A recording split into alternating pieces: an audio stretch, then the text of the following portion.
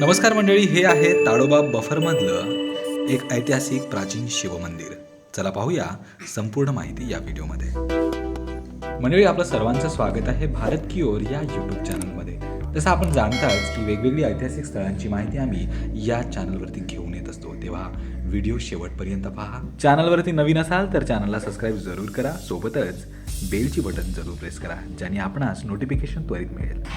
चंद्रपूरवरून गडचिरोली जात असताना मूलच्या अलीकडेच उजव्या हातावरती एक बोर्ड दिसत होता, ज्यावरती लिहिलं होतं पुरातन शिवमंदिर. मात्र एकटं जाण्याचं धाडस त्या ठिकाणी होत नव्हतं. जेव्हा मित्रांची साथ लाभली त्यावेळेस या ठिकाणी येता आलं.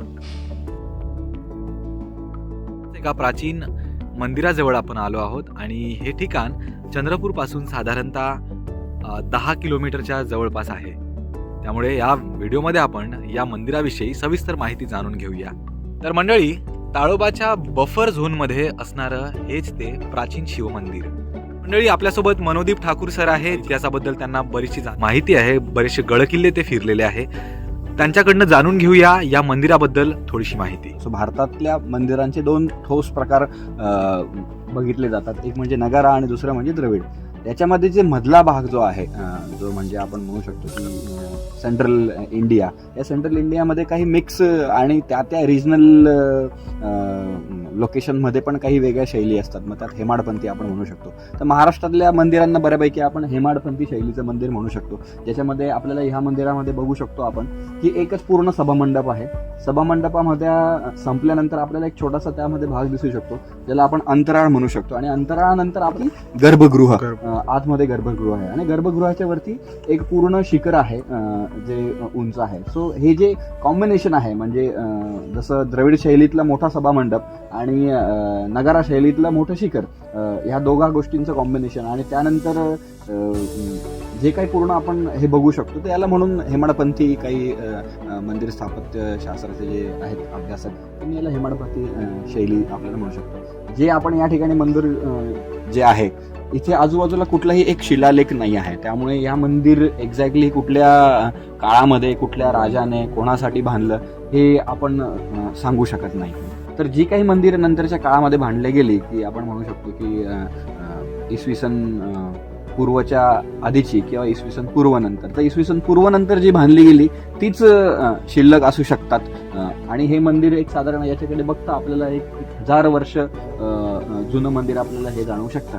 आता कुठलाही राजा, आता साहजिकच आहे, मंदिर आहे तर आपण हिंदू किंवा जैन किंवा मग बुद्ध या 3 धर्माला फॉलो करणारा राजा तोच मंदिर किंवा चैत्य किंवा विहार हे बांधत होता. तर ह्या मंदिराकडे जर आपण बघितलं किंवा हा परिसर बघितला तर कदाचित हा त्यावेळेचा एक मार्ग असू शकतो. आजूबाजूचे जे काही दुसरे मंदिरं आहेत किंवा मग ज्या काही राजाची जे काही राजधानीची जी जागा असेल, तर ह्या राजधानीपासून आणि इतर कुठल्या दुसऱ्या राजधान्यांपर्यंत जाण्याच्या ज्या मार्गांवरती असतं, तर खास करून अशा मार्गांवरती मंदिरं बांधण्याची प्रथा होती. आता राजा जर एखादी मंदिर बांधत असेल तर 2 गोष्टींसाठी राजा मंदिरं आपल्या प्रदेशामध्ये बांधत होता. एक तर पहिली गोष्ट की राजाचं सामर्थ्य किती आहे, राजाकडे किती मोठी संपत्ती आहे आणि कुठल्या पद्धतीचे स्थापत्यशास्त्र त्या मंदिरातनं दाखवण्याचा प्रयत्न केला, यावरून कळत होतं की राजा खरंच, कारण की तेवढं त्या पद्धतीची नक्षी काम करण्यासाठी किंवा ते मंदिर बांधण्यासाठी तेवढ्या पद्धतीचे कारागीर तसे हवेत. तर ते कारागीर तो बाहेरून मागवू शकतो आणि तेवढ्या लेवलपर्यंत ते मोठं मंदिर बांधू शकतो. याच्यावरून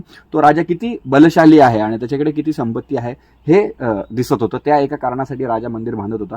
आणि दुसरं कारण म्हणजे त्या प्रदेशातले जे काही सर्व लोक आहेत, या लोकांचा एक काइंड ऑफ विश्वास राजावरती संपन्न व्हावा आणि लोक कुठलं धर्म जे आहेत ते फॉलो करतायत, त्या धर्माशी रिलेटेड लोकांना एक आस्थेचं स्थान निर्माण करून द्यावं. आणि अजूनही एक गोष्ट होत होती की प्रत्येक मंदिरातलं जे काही कुठलं दैवत राजा ठेवायचा, तर राजा स्वतःचं नाव आणि त्या दैवताचं नाव कुठेतरी सारखं होईल, ज्या पद्धतीने लोक देवाला आणि राजाला एका सेम पोझिशनला बसवतील. आणि या सगळ्या प्रोसेसमध्ये राजा एक काइंड ऑफ सुप्रीम पॉवर म्हणून त्या पूर्ण प्रदेशासाठी ठरला जाईल. तर हे कारण. तर आता हे मंदिर आपण बघू शकतो संपूर्ण जंगलामध्ये आहे.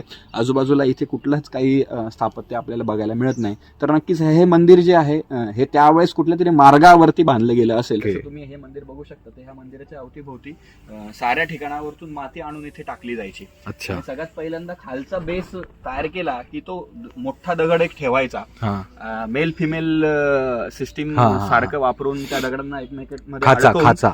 त्याच्यावरती सगळ्यात पहिल्यांदा कारिगिरी करायची, नक्षीकाम करायचं. बरोबर. त्याच्यानंतर मातीचा ढिगारा परत आजूबाजूच्या पद्धतीने वाढवायचा आणि त्याला एक स्लोप द्यायचा. तर म्हणजे हे जे टेकडींचे जे स्लोप होते हे कधी कधी जवळजवळ 3-4 किलोमीटर लांब एवढे होते. बापरे. आणि मग हळूहळू जसं जसं एक एक दगड आपण वर ठेवतोय तर ते पुली सिस्टीमने हत्ती त्या स्लोपवरतून दुरून चालत येणार आणि तो दगड तिथे वर प्लेस करणार. तो दगड तिथे प्लेस केल्यानंतर त्याच्यावर परत नक्षीकाम करायचं. एक ती लेवल संपली. ऑफकोर्स आधी हे एक स्केच तयार करणारच, रफ स्केच, आणि ते स्केच फॉलो करत जाणार. आणि हळूहळू जसं शेवटचा माथ्याचा दगड ठेवला की आजूबाजूची जी पूर्ण टेकडी त्यांनी बनवलेली आहे ती टेकडी तेवढ्या एक जवळच्या परिसरातनं खोदून मोकळी करणार आणि मग ते मंदिर परत तुम्हाला भेटणार आणि ते पूर्ण स्वच्छ करणार, त्याला पॉलिश करणार.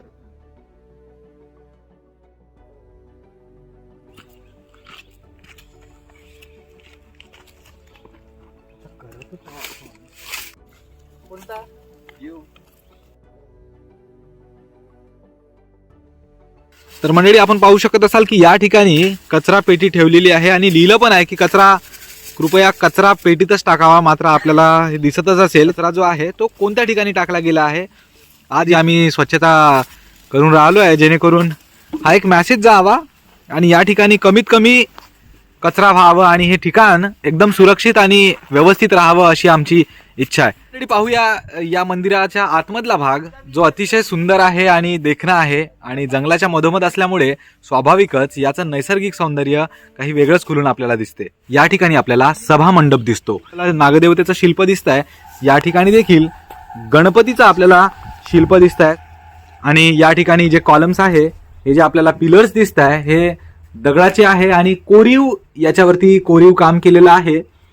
साधारणतः 5.5 फूट ते 6 फूट हे उंच असावे आणि अशा पद्धतीच्या या कॉलम्सद्वारे हे सभामंडप या ठिकाणी तयार करण्यात आलं आहे. देवी देवतांचं आपल्याला शिल्प दिसत आहे.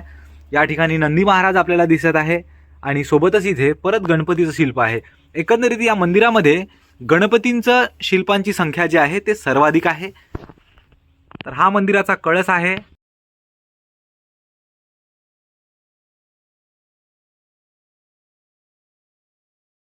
ऋषीचं या ठिकाणी आपल्याला शिल्प दिसत आहे. ते स्पष्ट आपल्याला लक्षात येत नाहीये, मात्र ध्याना अवस्थेमध्ये एक ऋषी आपल्याला या ठिकाणी दिसत आहे. हे आहे मंदिराचं गर्भगृह. देवी देवतांच्या अप्सरांच्या कदाचित या ठिकाणी अप्सरांच्या काही ठिकाणी या ठिकाणी शिल्प असू शकतात. परत इथे गणपतीचं शिल्प आहे आणि या ठिकाणी देखील कोरीव काम केलेलं आहे. खूप वर्षानुवर्ष याच्यावरती निसर्गाचा देखील परिणाम झालेला आहे. चला पाहूया मंदिरातील गाभाऱ्यातलं शिल्प. हे मंदिरातील गाभाऱ्यातलं शिल्प आहे, पण वास्तविक पाहता गाभाऱ्यामध्ये तर मंडळी शिवमंदिराच्या गाभाऱ्यामध्ये शिवलिंग नसून एक वेगळं शिल्प आपल्याला या ठिकाणी दिसते. ते कदाचित गणपती महाराजांचं शिल्प आहे. बाहेर जे शिवलिंग ठेवलेली आहे ती कदाचित या ठिकाणी असू शकते आणि कालांतरानं ती शिवलिंग त्या ठिकाणावरून दुसरीकडे ठेवण्यात आलेली असू शकते. असं होऊ शकते कारण की या ठिकाणी आपल्याला शिवमंदिर असूनही गर्भगृहामध्ये शिवलिंग दिसत नाहीये. त्याच्यामुळं मला असं वाटतं की ती बाहेर ठेवण्यात आली असेल. आपल्याला या ठिकाणी एक छोटंसं गर्भगृह आहे. खूप मोठं हे गर्भगृह नसून मात्र याचा जो सभामंडप आहे तो जरा थोडा विस्तीर्ण आहे. तरी पण सभामंडपाच्या वरती जो काही भाग असेल तो संपूर्णतः मोडलेला आहे. आपण पाहू शकता या ठिकाणी भेगा सुद्धा पडलेल्या आहे. त्यामुळे जर तुम्ही अशा ठिकाणी जात असाल आणि मंदिराची अवस्था थोडीशी वाईट झालेली आहे तेव्हा सांभाळून तुम्ही या ठिकाणी यावं. पद्धतीचा एक सपोर्टिव्ह कॉलम दिलेला आहे जेणेकरून मंदिर उभं राहे. या ठिकाणी देखील पाहू शकता या ठिकाणी मंदिर उघडे पडलेलं आहे पूर्णपणे. हे होतं मंदिराच्या आतमधलं. आता जरा बाहेरील काही शिल्प आपणास मी दाखवतो. जरा कचरा जास्त आहे. तुम्ही पाहू शकता इथे प्लास्टिक आणि खूप साऱ्या पॉलिथिन पेपर्स या ठिकाणी टाकलेले आहे. पहा,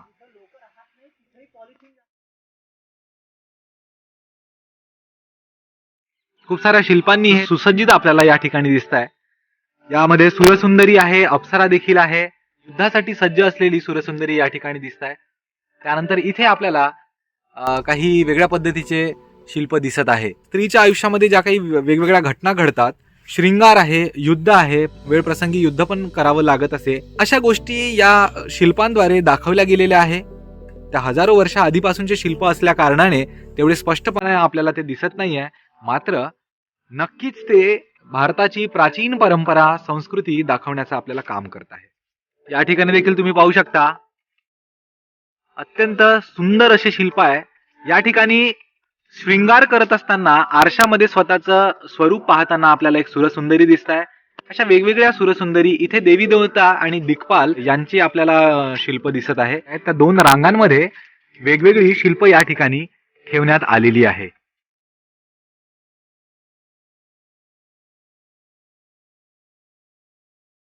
तर एकंदरीत माणसाच्या जीवनातले वेगवेगळे प्रसंग दाखवणारे हे शिल्प आहे. शृंगार आहे, युद्ध आहे, अशा वेगवेगळ्या गोष्टी शिल्पांमध्ये दाखवलेल्या आहे. हेच या मंदिरांचं वैशिष्ट्य आहे. केवळ देवदर्शन म्हणून नाही, तर वेगवेगळी संस्कृती काय आहे, माणसाच्या आयुष्यामध्ये घडणाऱ्या वेगवेगळ्या गोष्टी कोणत्या आहे, यावरती देखील फोकस करण्याचा प्रयत्न त्या काळातील जे काही शिल्पकार होते त्यांनी केलेला आहे. हे सहकारी बंधू या ठिकाणी स्वच्छतेचं काम करत आहे आणि ही आमची सामाजिक जबाबदारी आहे असं आम्हाला वाटतंय. त्याच्यामुळे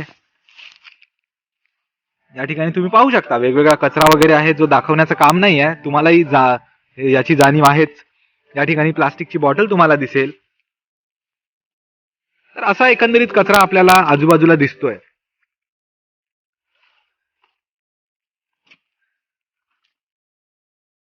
जेव्हा आपण अशा पर्यटन स्थळी जाता किंवा ऐतिहासिक वास्तूंना भेट देता, त्यानंतर काही गोष्टी आपल्याला महत्त्वाच्या आहे ज्या थोड्याशा आपल्याला समजून घ्यायला पाहिजे.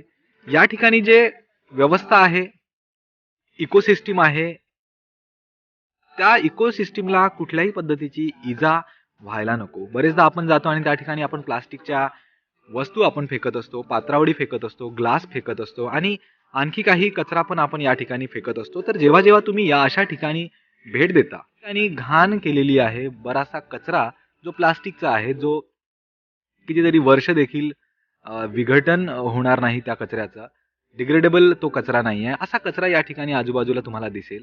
तर तेव्हा कुठलाही कार्यक्रम अशा ठिकाणी करत असताना आपण ही खबरदारी घ्यायला पाहिजे की या ठिकाणचं जे निसर्ग सौंदर्य आहे किंवा पावित्र्य आहे ते असंच टिकून राहावं आणि पर्यटन स्थळाला भेट देत असताना ही गोष्ट तुम्ही एकदा विचारात घ्यायला पाहिजे.